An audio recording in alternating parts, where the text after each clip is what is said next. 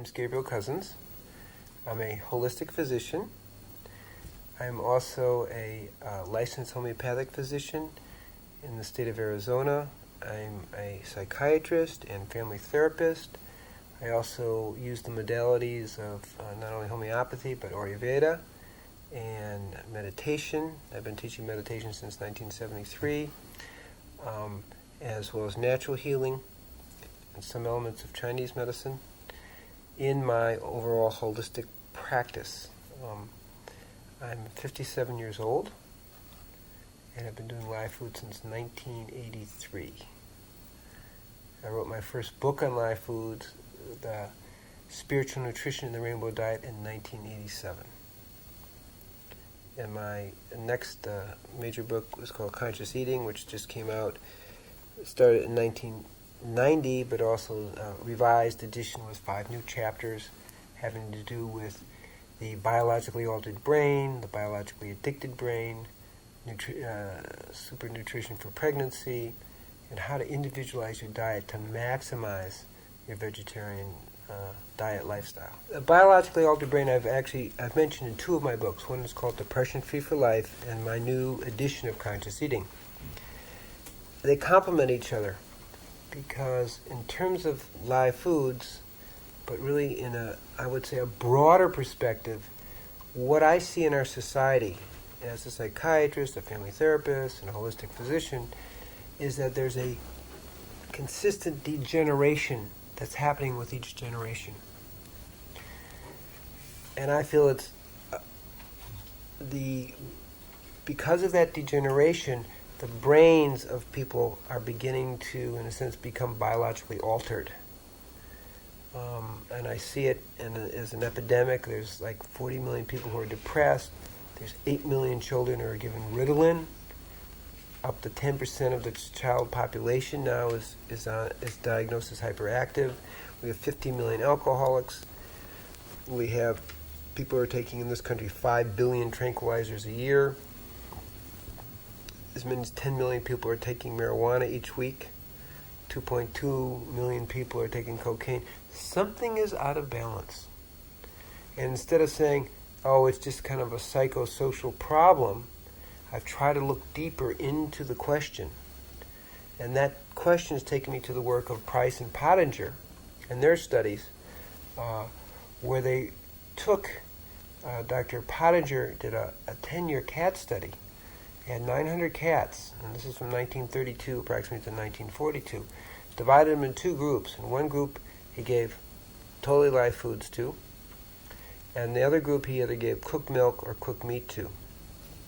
The cats that were given the live food for the duration of the study were very healthy cats. They had no changes in their mental state as measured by their purring, by consistent behaviors, by their lack of violence and viciousness and scratching, biting, and so forth. They gave birth to homogeneous litters. They didn't have trouble with allergies. They didn't have problems with lice and mites and different things like that. And they were generally, consistently very healthy. Okay.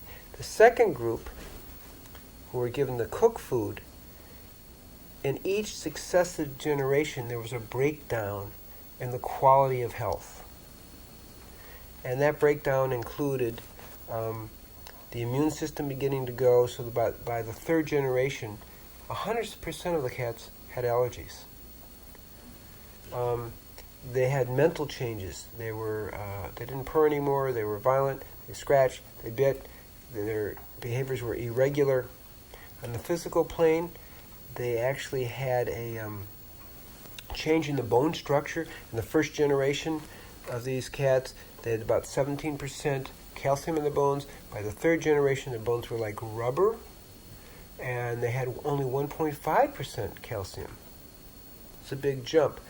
On the physical plane also, they had heart disease, they had nearsightedness, farsightedness, malocclusion of the jaw. They had physical changes in these areas here, palate changes.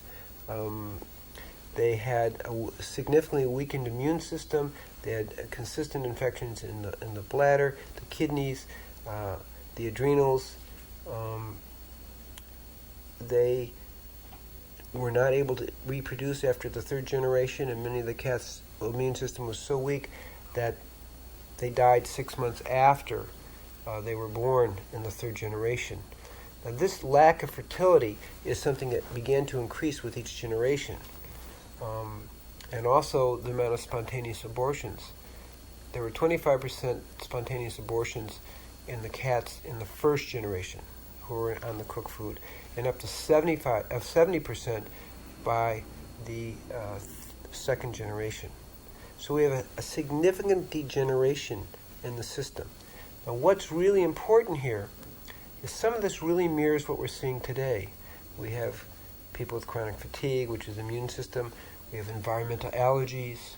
We have a significant amount of hypothyroidism happening in the population, just like the cats. Okay, we have infertility going on. In 1980, of the 30 million couples with a woman of childbearing age less than 30 years old, 44% of them were infertile. It was a very big statement.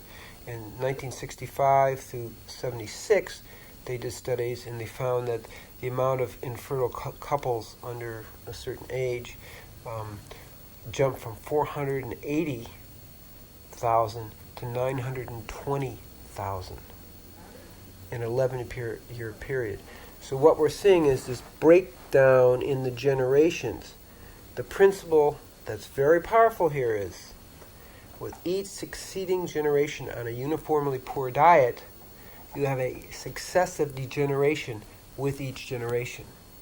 And now we are seeing the culmination of that since the 30s, when we started to move to the industrialized food, the white flour and the white sugar and the canned food and the processed food and the pesticided and herbicided food.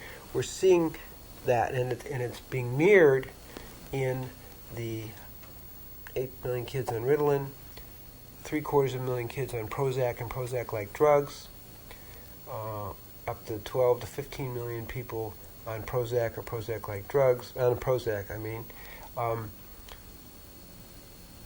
where we have over 60 million prescriptions for Prozac a year now, as of 1998. Major epidemic. 40 million people depressed. This is not some kind of accident, and I'm linking it to this degeneration with each generation of poor diet. Whereas the cats and the live food did not degenerate. They maintained their health through 5 generations. The good news is some of this was reversible. In the Pottinger cat study, by the second generation there was an improvement in the immune system. By the third generation, many of the allergies had gone away. The bone structure began to reassert itself into its normal matrix, and a lot of the organ and glandular problems seemed to fade out. So by the 4th generation of cats put on a live food diet after they've been on a cooked food diet, you have the emergence of a healthy cat again. It does take time. It can happen. They also found that when cats were put on a cooked food diet for 12 to 18 months, they were never able to have a fully healthy litter. So we see that in a relatively short time, this kind of problem pops up, of this degeneration. Now, that's one set of studies that raises the alarm bell. Another set of study was done by Dr. Price, who knew and worked with actually Dr. Pottinger. And Dr. Price studied 14 different cultures, indigenous cultures. And he studied them all around the world. Aborigines, Maori tribesmen in New Zealand, Native Americans in Canada and U.S., people in Peru. And what they studied was the time when these cultures began to take on the Western diet. The industrialized, I use the word industrialized, fast food, junk food, processed food diet. And he found, like the cat studies, that almost immediately a degeneration began to set in. Bone changes, structural changes in the palate and the upper jaw and lower jaw, changes in the chest, changes in the hips. The nutrition was 1/2 to 1/6 of their original indigenous diet. there was definitely a drop in immune system, and to the extent that a greater incidence of dental caries, as well as TB. And they found that with each generation, again, there was an increase in spontaneous abortions and congenital defects, and the mothers that had the most pregnancies tended to have more Down syndrome at the 5th and 6th pregnancy down the line. What is that saying to us? That the germ plasma of the parents had become weakened by the poor diet, and with progressive pregnancies, the germ plasma and nutritional quality of the mother became weakened. They did not see this in the people who were on the indigenous diet. Now, where do I get the word biologically altered brain, which is my word, a term I use both in my book, Conscious Eating, and also Depression Free for Life. When I got the word, this term came to me because I saw that they were linking, particularly Dr. Price, was linking mental changes in the people. Now, we said mental changes in the cats also happen, but it's more significant in the human studies. They found that when there was congenital defects like cleft palate, and there was a variety of studies on that because that was easy to study, they found up to 80% of the people with the cleft palate tended to be, had 80% of the people who were psychotic had cleft palate, 80% of what they would term in those days mental defective, and I don't know exactly what that term means, but I think it obviously means some level of much lower IQ, increased amount of epileptic seizure disorders. All those were much, much higher in the groups that had the congenital defects. Now we take one more step there, and we start linking congenital defects to poor diet or poor germ plasma, which is the sperm and ova, and we begin to see a pattern. It's the same pattern we saw in the cats. Degeneration of mental state, degeneration of physical health. In the same way, in the 14 different cultures, we have degeneration of mental state and degeneration of physical health. They also studied juvenile delinquents, and they went to the Cleveland pre-juvenile hall, and they studied the structures, Dr. Price did, of their facial structures. And he concluded that 98.5% of the children in the juvenile hall had these physical structural changes, and they also had lower, on the average, had lower IQs. So they're honing in on something, that the brain somehow mirrors what we call the congenital defects that are showing up in society as a result of the poor diet. And that's where we make that extrapolation into what I call the biologically altered brain. Now, what does that mean?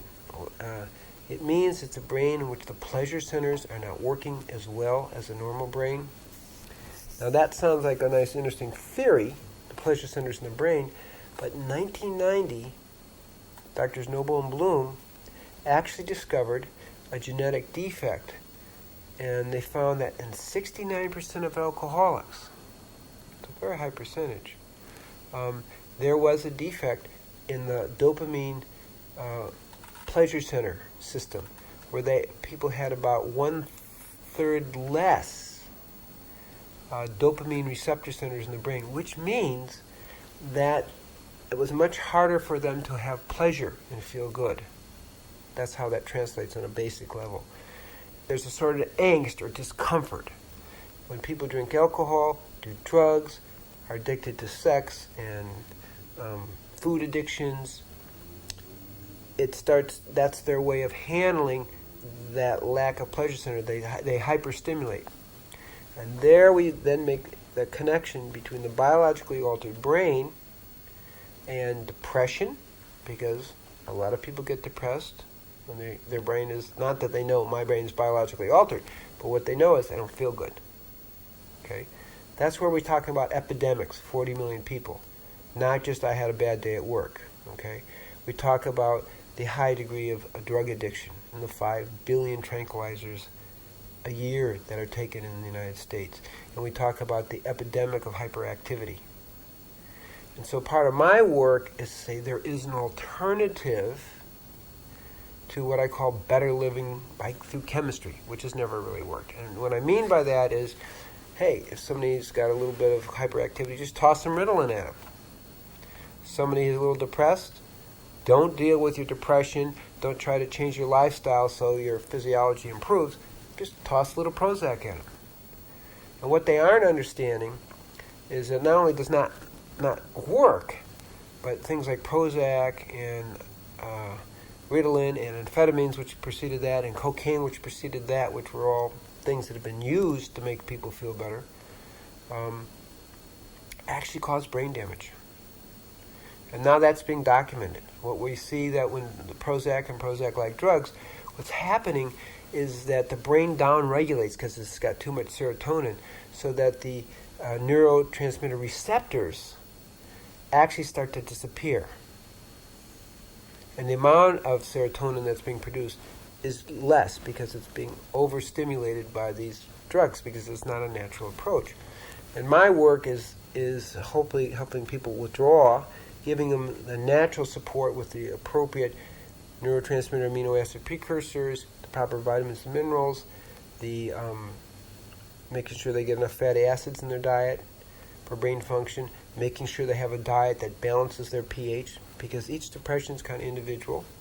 And then ultimately what I call the lover's electron diet and way of life, where you eat and live in a way that enhances the endorphins and the neurotransmitters.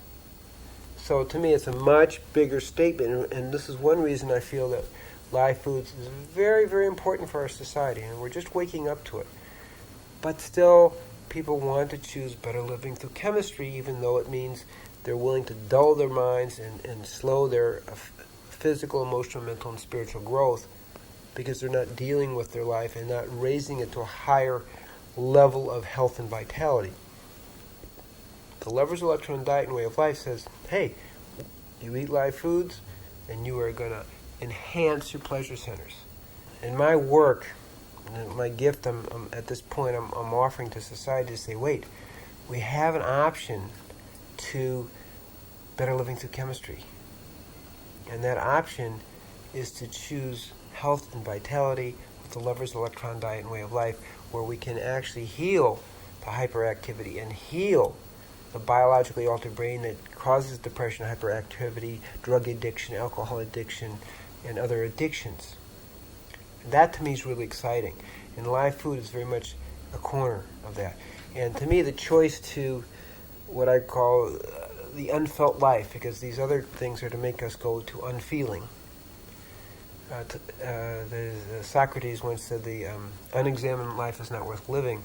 I say the unfelt life is like eating cardboard soup. We're given the nectar of the divine. So really important choices in our society, who we are, what has meaning and value in our life. Do we go for the quick fix, which incidentally doesn't give us really the quick fix? It gives us the illusion of the quick fix. Do we go for illusionary personalities? Do we go for not only illusionary personalities, but high risk of side effects, 3 times higher rate of suicidability that you get on Prozac and Prozac-like drugs?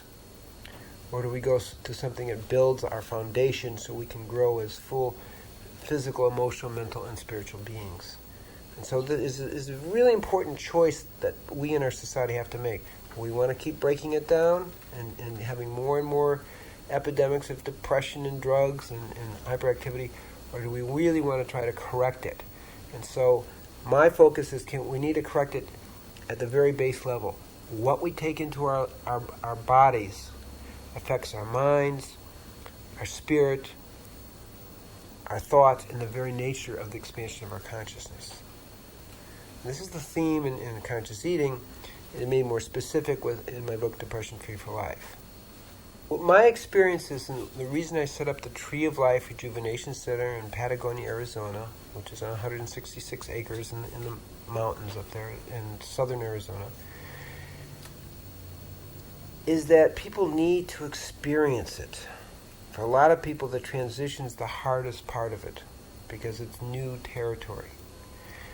People often call me, they're post-drug use, post-alcohol, or they have depression, and they'll come I need a few days to really develop a full program. I'll see them for a few hours, like 3 hours, and try to decide what kind of diet they should be on, a higher protein diet, if they're a fast oxidizer, or a lower protein diet, high complex carbohydrate, that kind of thing. And then I'd like them to experience the lifestyle. So we have a variety of programs over a period. And to me, the transition takes about 2 years to be really successful and be done in a peaceful way. Okay? Where it's one step at a time.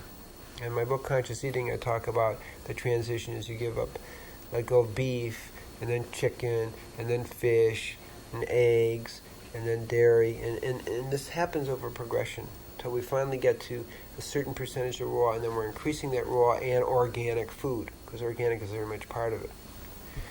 So I have workshops. We have a thing called Arizona Live, where people come for a weekend experience to get a feeling for it.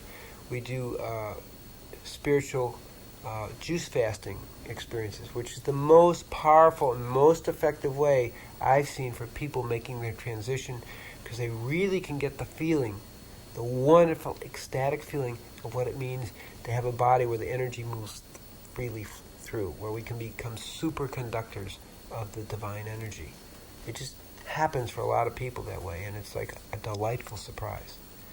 Then I have courses for the mind, I call 0 Point, and we also have food preparation courses. We have a delightful 14-day cuisine, and we have different international live food dishes in each day, so people are exposed to a full range of that. And so we're now actually offering a certification in that program for people. So people then get to say, wow, this is fun. And then we also teach Tri Yoga, and we teach, which is a dynamic flowing yoga, which incorporates breath and meditation. We have people walking in nature, so they begin to reconnect. Part of the Lover's Electron Diet and the Way of Life is really connecting to the rhythm of who we are. So we begin to see ourselves as sacred, and everyone else around us is sacred, and also the planet. So we begin to work on it, help people shift more and more to a healthy lifestyle.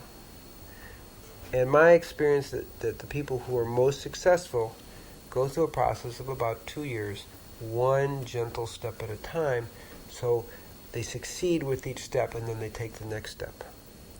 Now if somebody has, and I don't specialize in cancer, but somebody's working on cancer, they're seeing an oncologist, they want to get the diet part, they may need to make that transition quite quickly, or they'll make another kind of transition. But I'm talking about the regular person that's got different kinds of things like chronic fatigue or depression. It's a process that needs to happen gently. People move too fast, they can get really out of balance, because the live food diet has a lot of dynamic energy, and people need to build up their ability to handle that energy and power. So that's how I see it. And that's how I set up our training and our experiences. So people come for the fast, they come for this training, that training, training in sacred relationships.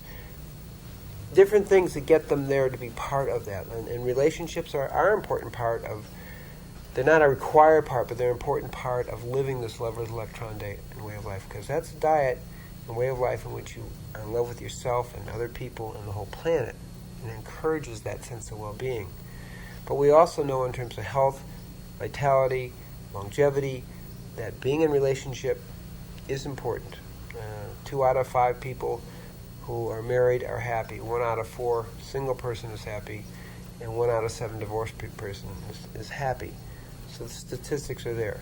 And we also know that spiritual life is part of it. And we emphasize spiritual life, not just doing a few ceremonies, but whatever your path is, getting deeper into it.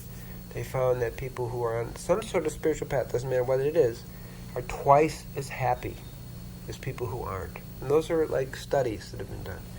I emphasize exercise as part of it. And you don't have to be at an Olympic workout to do this. You just have to do maybe walk 3 or 4 times a week for a half hour, 45 minutes, and it gives you 90% of Olympic exercise and has definitely an antidepressant effect, but in a sense, an endorphin effect and a sense of well-being effect. Adequate sleep is important. Open your heart to others, being in loving relationships. Also, touch, some kind of touch in your life is important. And even sexual activity, not even, sexual activity, there was research done in 1997 in England where they found that men who had orgasm twice a week actually had half the mortality as men who didn't. That's a big statement. That's men from ages 45 to 60. And we also know that it adds years to women's life too. They have adequate and healthy sexuality. So these are all pieces that we have to look at, in terms of the overall picture of what I call the lover's electron diet and way of life. My book, Spiritual Nutrition, the Rainbow Diet, specifically talks about color as a key to what foods are best for you. But there's another piece to it, and that's to understand that nutrition isn't just food, but it has to do with condensation of the cosmic energy, whether it's from direct energy coming into us, tachyon energy coming into us, sunlight, breath. And the most condensed form of this light energy is food. And as that, it is light energy, it is the vibration of the photon energy from the sun and the different rays of that photon energy.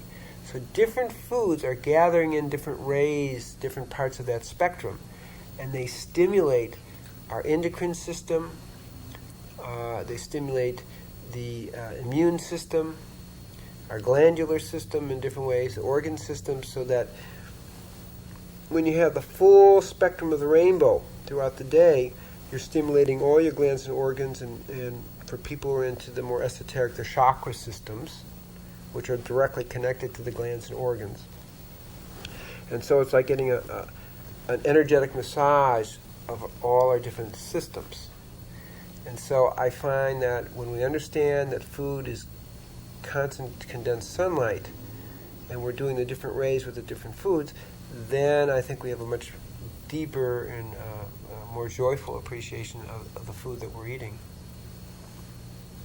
My first interest in live foods wasn't for health reasons. But in 1975, I had experienced a very deep meditation where I merged into the golden light, and then out of the light came a voice, and it said, you should learn to eat in a way that nourishes the Kundalini energy. And the Kundalini energy is the evolving spiritual energy within all of us. And at that time, I was working with literally thousands of people who were involved in meditation. I had a very unique opportunity, both in the United States and in India, to observe the effect of diet on spiritual life. And I began to explore it. And it took me to, after I evolved a whole new theory of nutrition, which I explained in Spiritual Nutrition, the Rainbow Diet, that the purpose of food is to energize our subtle organizing energy fields, which are the matrix of what our physical body comes from. I began to get very clear as I moved from the biophysics to the metaphysics of food that the far superior diet for enhancing spiritual life was indeed a live food diet. Second, not to eat too much. Those are the two principles that got very clear to me. And that's really where I evolved my awareness of the rainbow diet aspect of the food and the colors. As it evolved, I began to see that what we were accumulators of the solar photon energy as it came through the sun, as it came through direct energy, as it came through our food. And many of us suffer from male illumination. Not enough light. Okay?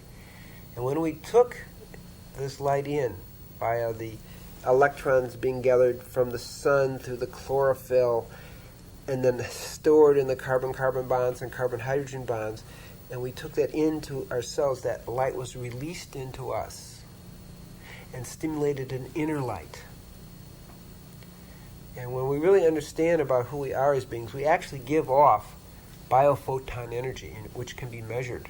And Dr. Pop in Germany measures the biophotons. And when you're really healthy, you give off a lot of biophotons. When you're not healthy, hardly any is given off.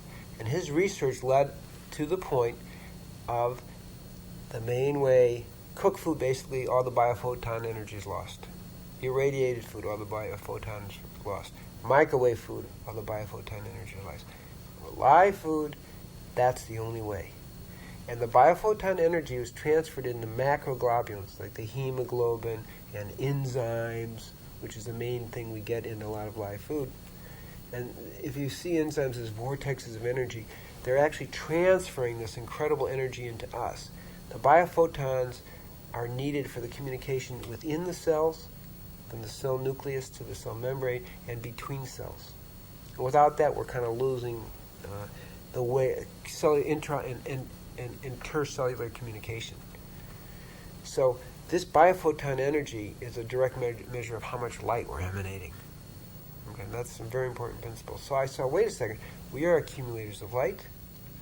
The cleaner our body gets, a certain vortex energy begins to evolve that's running through us. And I do a lot of fasting, and this is partly where I picked it up, because fasting is like more intensified life food lifestyle. And I saw myself and saw others as having this vortex of energy.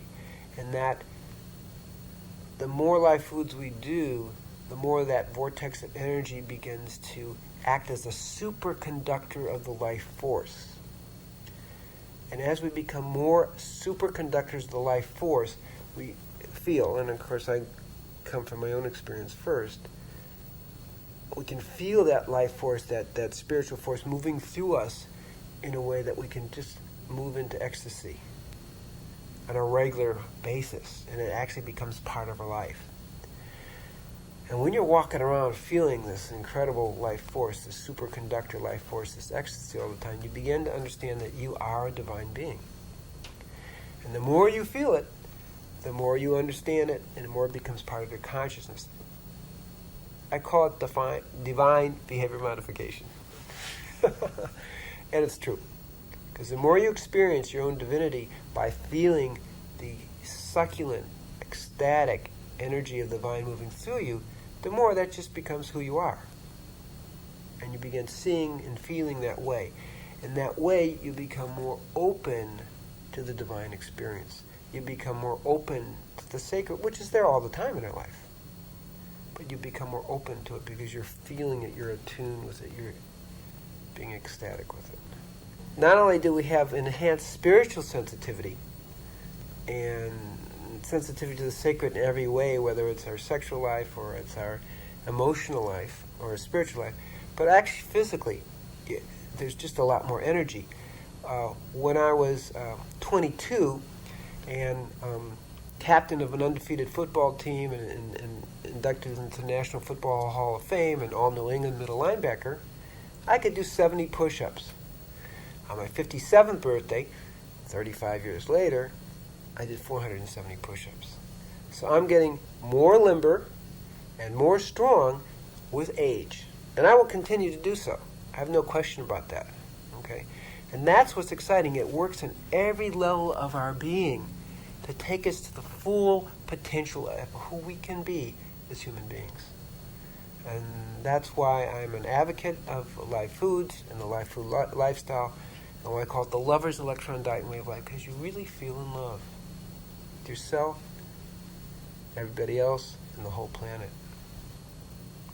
The reason I so much enjoy teaching live foods, and I am an advocate for it, and have written about it in my books, Spiritual Nutrition, The Rainbow Diet, and Conscious Eating, Depression Free for Life, and why we started a center for it, the Tree of Life Rejuvenation Center, is I see that the future wave of how we can heal the biologically altered brain and bring our society back into a healthy state, and how we can, in a sense, create an evolution in our society on a spiritual level so that people can be in touch with the sacred in their life and the sacred in everyone else's life.